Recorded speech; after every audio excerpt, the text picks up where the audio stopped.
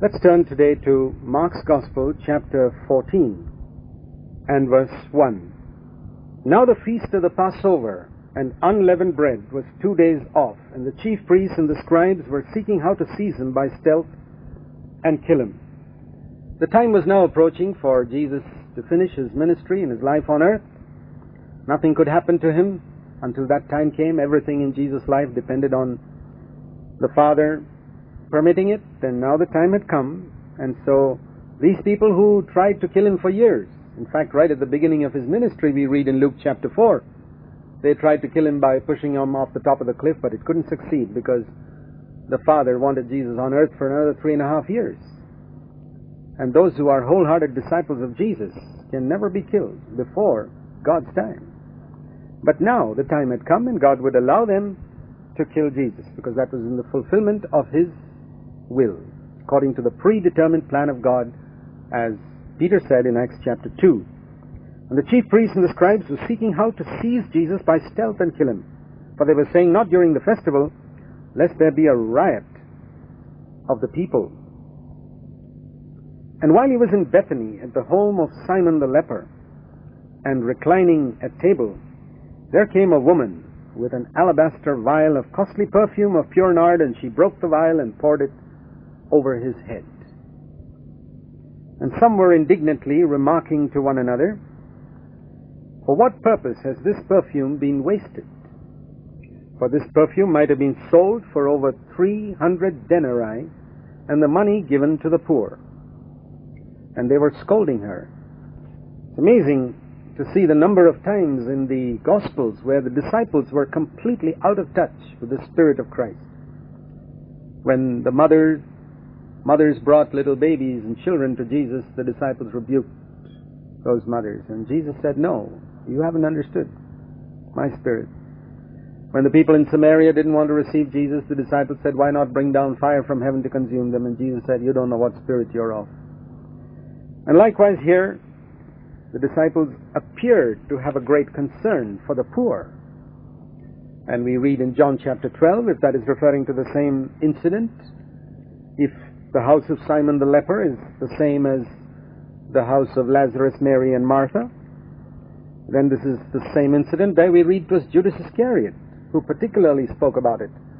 And there it says the reason he spoke about it was because he would get that money that came into the bag. He had appeared to have a concern for the poor, but he pocketed all the money himself. And some were indignantly remarking to one another, for what purpose has this perfume been wasted? Verse 4. And they were scolding that poor woman, but Jesus stood up for her. Jesus always stands up for the underdog, for the one who is being oppressed by religious people.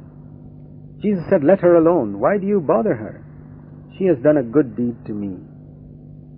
For the poor you always have with you, and whenever you wish, you can do them good. But you do not always have me. Working for the poor looks like a very Christian thing to do, but Jesus said the poor you always have with you. It's far greater to worship Jesus and to give our all to him than even to give to the poor. Social work is not the greatest form of Christianity. To help the poor, particularly in the household of faith, is a very important part of obeying the New Testament commandments. We are to do good to all men, we are told in Galatians chapter 6, especially to the household of faith, Galatians 6:10. But the first commandment is not love your neighbor as yourself. No, that's what the world teaches. The first commandment is love God with all your heart, soul, strength, and mind. And the second is to love your neighbor as yourself. We considered that when Jesus himself gave that reply in Mark chapter 12, verse 30 and 31. And so here was a woman who was not expressing her love for the poor with those 300 denarii, but was expressing her love for the Lord by pouring it out at his feet. And the disciples couldn't understand that, because they didn't have that type of devotion to Jesus yet. They did get it after the day of Pentecost. And Jesus said, she has done what she could. Verse 8. What a beautiful expression that is. That she has done what she could. And if that could be said of us, we did what we could. God doesn't expect great things from us. God didn't expect that woman to go around preaching. She didn't have that ability. But she did what she could. And there's something you can do. And if it can be written about you at the end of your life, you did what you could for the Lord, you are blessed. She did what she could. She couldn't be an apostle, but she had a little money and she poured it out at the feet of Jesus. And she has anointed my body beforehand for the burial. In fact, she was the only one who got the opportunity to anoint Jesus' body for the burial. Because we read that on the first day of the week, when the women came to anoint the body of Jesus, he had already risen. And they never got that opportunity. But this woman got it beforehand. And Jesus said, she has anointed my body beforehand for the burial. And truly I say to you, wherever this gospel is preached in the whole world, that also which this woman has done shall be spoken of in memory of her. And so we see here that this particular incident is something that the Lord wanted to be proclaimed in every part of the world, along with the gospel, to show the type of result that the gospel should bring in our life. A pouring out of everything that we have and that we are, the most expensive thing, the most valuable thing in our life, to be poured out at the feet of Jesus, is the greatest thing on earth. A life poured out, not in the service of humanity, on the service of the poor, but a life poured out like this woman poured out the alabaster vial of ointment in the service of Jesus every day of our life. Think if you, from the time you're young, if you could pour out your life for the gospel, you would be following in the footsteps of this woman. And that is why this needs to be proclaimed everywhere. This is the result the gospel should bring. If it doesn't bring this type of result, if it just brings an intellectual faith in Jesus, the proclamation of the gospel hasn't accomplished its full purpose. It must lead people to this place where their devotion to the Lord is so great, they pour out everything at the Lord's feet. Nothing less than that. This woman was not a very rich woman. She poured out everything. It must have been perhaps her life savings. We read that 1 denarii was the wages for 1 day. We read in the parable in Matthew 20. So 300 denarii, verse 5, is the wages for almost a whole year. And as far as you're concerned, you can understand what that means if you ask yourself how long it takes for you to save up 1 year's wages. That takes a long, long time to save up 1 year's wages. And this is probably her life savings. And she poured it out at the Lord's feet. And if you want to know how expensive it is, think of 1 year's salary, pouring it out at the Lord's feet. Many people would think it is a waste, just like these disciples said. But Jesus said, no, nothing is wasted when it is poured out at the Lord's feet. It is wasted when it is poured out somewhere else, for the world or for enjoyment or entertainment or pleasure. Then it is wasted. And so many believers are wasting their time, their energy, their money in things which have no eternal value. Learn a lesson from this woman and pour it all out at the Lord's feet. Time, energy, money, everything.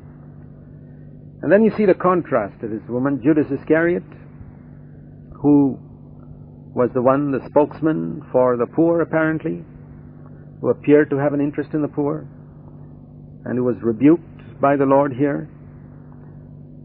He was offended. He went off to the chief priests immediately in order to betray him. That was the last straw, as it says, that broke the donkey's back. That was the last thing. And Judas Iscariot, who was planning to betray him, finally this public rebuke turned him against the Lord completely, and he went to betray the Lord to the chief priests. And they were glad when they heard this and promised to give him money. And he began seeking how to betray him at an opportune time. Think of Judas Iscariot, who started out so well. Started out as a true disciple of Jesus. For we read that Jesus prayed a whole night in Luke chapter 6 verse 12. Sought the Father's will as to whom he should select from among his many disciples to be his 12 apostles. And we read in Luke chapter 6 verses 12 to 15 that through the direction of God in the morning he chose 12. And he did not choose one who was a traitor. We read in Luke 6:16, one who became a traitor. Judas Iscariot was a wholehearted disciple of Jesus, a wonderful man to begin with, just as wonderful and zealous and sincere and wholehearted as Peter, James, or John. But he turned and became evil. And we see sad examples of that even among Christians, even among believers who start out so well, sincere, wholehearted, want to follow the Lord in every way, but after some time they begin to turn after the world. How many sad cases there are in the history of Christianity, of people who started out so well, but as time went on they got taken up with money and honor and greatness in the world and lost that vision of Jesus that they had right at the beginning. And that simple devotion to Jesus went like this woman had, and they went astray. This woman who poured out everything at Jesus' feet and Judas Iscariot are in sharp contrast to each other here. One pouring out everything at the Lord's feet, and the other seeking what he could gain, even that money which that woman poured out, Judas wanted. He went to the chief priest for money. The love of money is the root of all evil. Could be the love of honor. There is a warning for us. Each of us are going to go one of these two ways. Either we're going to be like that woman and be wholehearted and pour out everything for the Lord. If we're not going to be like that woman and we choose a slightly easier path, the danger is we can end up like Judas Iscariot, the best among us. And that's why we need to fear, and that's why we need to give everything to the Lord.